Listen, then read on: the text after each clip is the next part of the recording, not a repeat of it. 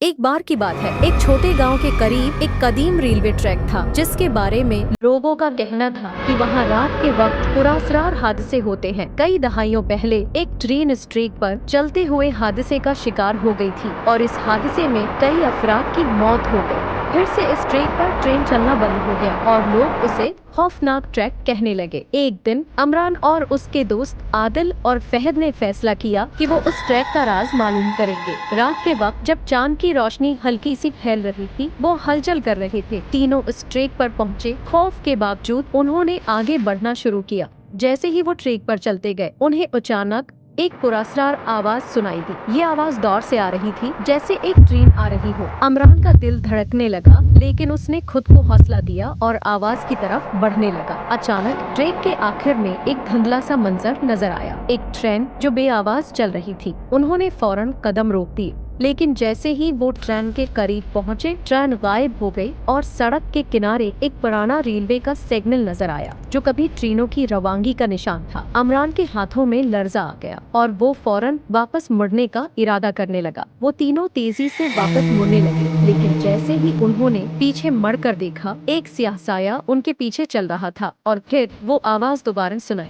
मदद करो। वो आवाज वही थी जो ट्रेन के हादसे में मरने वाले लोगों की थी। वो रात अमरान और उसके दोस्तों के लिए एक खौफनाक तजुर्बा बन गए। उसके बाद वो कभी भी इस ट्रैक के करीब नहीं गए, क्योंकि उन्होंने जान लिया था कि कुछ राज हमेशा दफन रहने चाहिए।